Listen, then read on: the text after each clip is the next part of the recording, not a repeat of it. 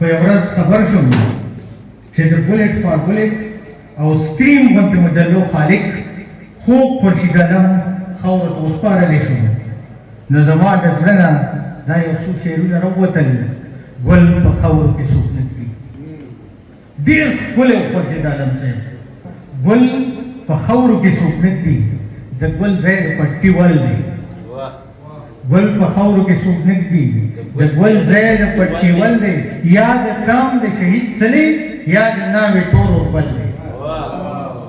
ګل په بوټي کې ښکاري د نسیم نرمه زانګو کې د سپرلي سره په غېږ کې د نرګس غوندې ټاټو کې ما خو ویل ګلونه نه مري ورو ورو پاڼې ترې رژېږي د ښایست او خوشبو دارې چې په ټول جهان خورېږي دا ته ولې داسې لارې بې تپوسه بې خبره نه سلاله ماله رالې نه خبره او نه اتره د اجمل بابا کرلې د غیرت د ونې ګل وې لیونی د باچا خان وي د زلمي پښتون کاکل وي زمانې سره په جنګ وي د خالق ښکلي شهکار وي د یو لوی کاروانه پاتې د رڼا په انتظار وي نه د زوړ کاروان پیدا کو نه د نوې کاروان جوړ کو د رڼا په تمه تمه په تیارو کې د ځان جوړ کو سینه ډکه د ارمانه جړولې دغه غم وي د پښتو غنو کې نښتې د خورشید د ټول عالم وي ته د کاڼو را زرغون وې خړو خاورو څنګ پناه کړې څنګ یې ومنم جانانه